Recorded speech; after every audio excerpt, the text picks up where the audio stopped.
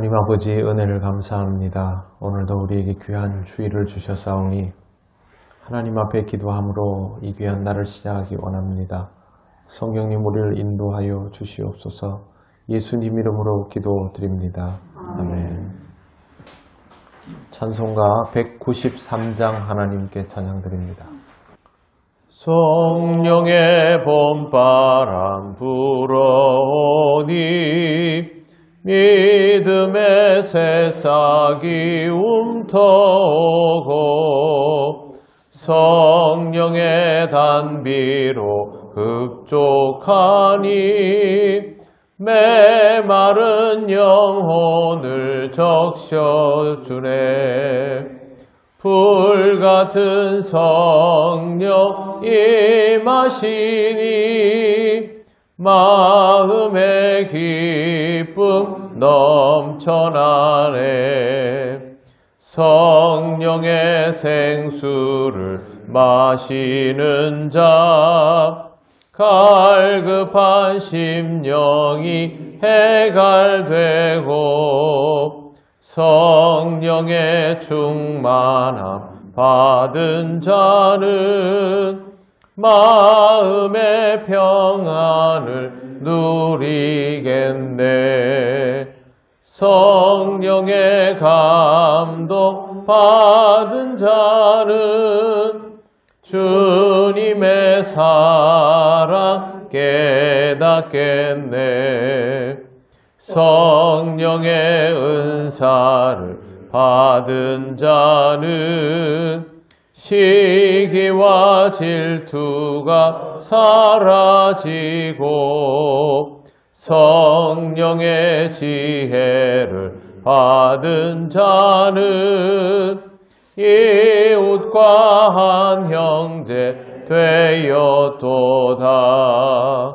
성령의 권능 받은 자는 사랑의 복음 전파하네.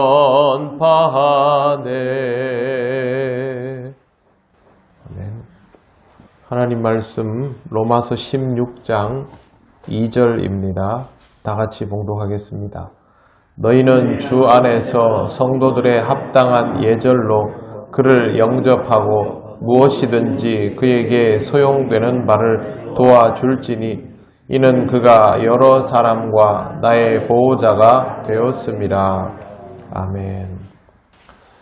네, 제가 신대원 다닐 때니까 벌써 25년이 더 됐습니다. 그때 후배 한 명이 저에게 찾아와서 막 울면서 하소연을 하는 겁니다. 얘기를 들어보았더니 그 아동부를 맡고 있었는데 부장 집사님이 오셔서 다음 주부터는 저한테 미리 설교 원고를 주고 검사를 맡으라고 그렇게 이야기를 하더라면서 이제 막 신학생이 되기도 했지만 아무리 내가 나이가 어려도 그렇지 그래도 하나님 말씀을 배우고 전하는 사람인데 어떻게 저한테 이럴 수 있습니까? 그러면서 너무 마음에 상처가 된다면서 저한테 와가지고 울며 하소연을 했던 적이 있습니다. 그래서 제가 여러 가지를 물어봤죠. 담임 목사님에게 먼저 얘기를 했느냐 이런저런 물어봤더니 그냥 일방적으로 그렇게 되었다 해서 그러면 거기서는 사역을 그만해라 그렇게 이야기를 했던 적이 있습니다. 저는 그 전도사님이 설교를 잘하는지 못하는지 모릅니다. 들어본 적도 없고요. 이건 설교를 그 사람이 잘하느냐 못하느냐의 문제는 아닙니다. 먼저 이것은 하나님께서 목회자로 쓰시기 위해서 부르시고 훈련시키는 사람을 무시하는 처사이기 때문에 하나님께도 불경한 것이 됩니다. 두 번째는 그 전도사님을 위탁하여 세워놓은 그 교회의 담임 목사를 무시하는 처사이기도 합니다. 그리고 세 번째 이것은 성도의 기본 자세가 아닙니다. 만약 그 전도사님의 설교가 문제가 있다면 그것에 대해서 충분히 서로 이야기를 나누어야 할 것이고 또 그렇게 해서 시정이 되지 않으면 담임 목사님에게 가서 정중하게 이야기를 하고 이 부분이 앞으로의 교육에 문제가 됩니다 라고 이야기를 하면 얼마든지 그것은 바뀌어질 수 있는 내용이지요. 만약에 그래도 안 된다면 정말 그 전도사님이 사임을 해야 되겠죠. 하지만 그 자리에 앉아서 말씀을 듣는 사람이 다음 주부터 나한테 와서 먼저 검사를 맡아라고 하는 것은 상식 밖의 행동이었습니다. 어떤 경우에도 하나님의 말씀을 전하고 가르치는 사람에 대하여서는 기본적인 성도의 예의를 갖추고 있어야 합니다. 바울은 로마 교회에 베베를 추천하면서 가장 상식적인 요구를 합니다. 너희는 주 안에서 성도들의 합당한 예절로 그를 영접하고, 기본이 이겁니다. 항상 성도는 성도다운 합당한 예절을 가지고 있어야만 합니다. 바울이 디모데를 파송하면서 너의 연소함을 업신여기지 않도록 하라고 당부를 한 적이 있습니다. 그 말은 이미 초대교회에서 연소한 자에 대한 영적 지도자라 할지라도 그 사람이 연소하면 업신여길 수 있는 가능성들이 있었기 때문에 그렇게 한 것입니다. 젊고 어린 사람은 어떤 경우에도 젊고 어린 티가 날 수밖에 없고 그것은 당연한 일입니다. 미숙함이 있겠지요. 그렇다고 해서 성도들이 목회자로 온 디모데를 업신여겨서는 안 될 것입니다. 그것이 바로 성도들의 합당한 예절입니다. 이 시대는 계급과 신분은 없습니다만 저는 그리스도인이 어떤 시대이든 가장 신사적이고 양반인 사람들이어야 한다고 생각합니다. 기독교인은 고상해야 합니다. 모든 말과 행동, 방법에 있어서 가장 품격 있는 사람이 그리스도인이 될 때 그 시대의 복음이 사람들로부터 인정받고 존중을 받았다라는 것을 잊지 말아야 할 것입니다. 로마 제국이 어떻게 복음이 그렇게 뿌리가 내려졌을까? 로마 시민들 중에 그리스도인들이 최상의 품격을 갖춘 사람들이어서 그랬습니다. 그리스도인들이 그 사회 속에서 가장 인격적인 사람이 되지 못하면 그 사회에서는 절대 복음이 전해지지 않습니다. 어떤 지역에는 복음이 잘 뿌리 내리는데 어떤 지역에는 복음이 뿌리 내리지 않는가? 온갖 원인들이 있겠지요. 하지만 가장 중요한 것은 그 지역에서 살아가고 있는 그리스도인들이 그곳에서 가장 인격적인 사람들인가 아닌가? 그것부터 보아야 합니다. 환경적인 것은 다 부차적인 것입니다. 항상 여러분 스스로를 그렇게 생각하십시오. 내가 이 지역에서 제일 고상한 사람이다. 가장 품격 있는 사람이다. 가장 신사적인 사람이다.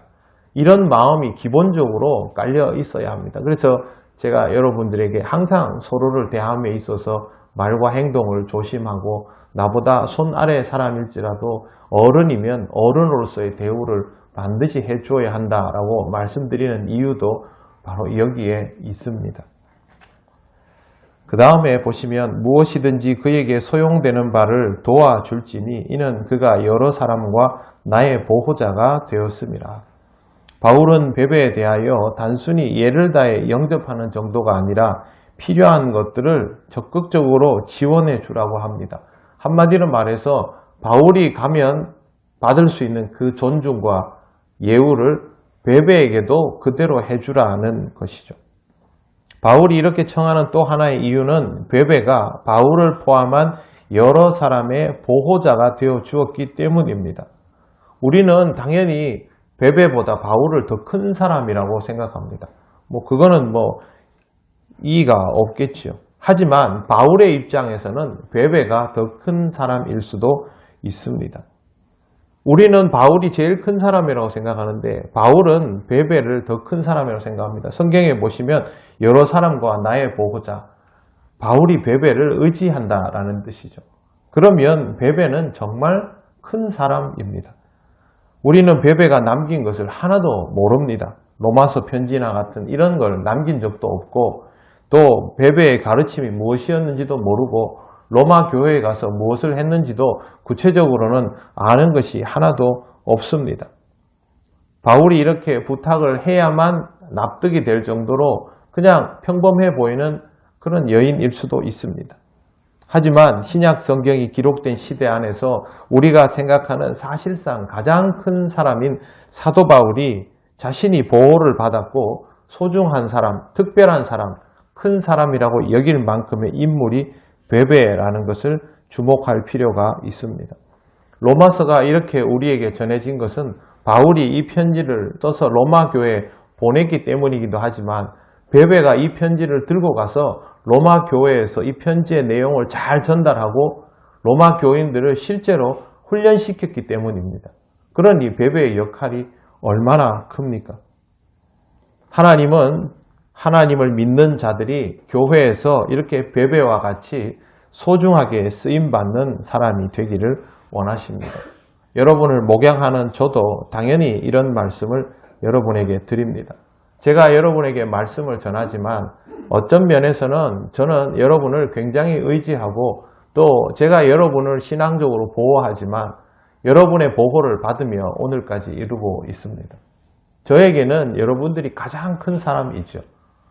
누군가는 또 저를 기억할 수도 있겠지만 제게는 여러분들이 그런 의미가 있는 사람입니다. 그리고 앞으로 여러분들이 큰 사람으로서의 역할을 더 잘 감당해 주시기를 바라며 기도하고 있습니다. 우리 교회 안에서는 두말할 것도 없고요. 우리 교회가 앞으로 감당해야 될 사역에서도 제가 믿고 여러분들을 어디에든 보내놓고 우리 통영교회에서 보낸 사람은 이런 분입니다 라고 그렇게 이야기해 줄 수 있는 만큼의 그런 베베와 같은 인물이 되어 주신다면 그것이 하나님께서 정말 기뻐하시는 그런 모습이 될 겁니다.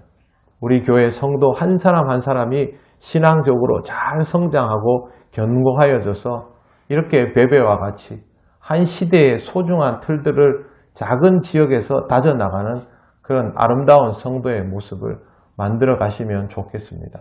앞으로도 우리 교회는 이러한 일들이 많이 일어나는 더 아름답고 좋은 교회로서 귀한 일꾼들이 많이 배출되는 교회, 우리 교회의 이름을 밖에서 드러낼 뿐만 아니라 하나님의 영광을 드러낼 수 있는 그런 성도들로 넘쳐나는 그런 교회가 되기를 소망하며 여러분들도 이 길을 굳건히 잘 가주시기를 바랍니다.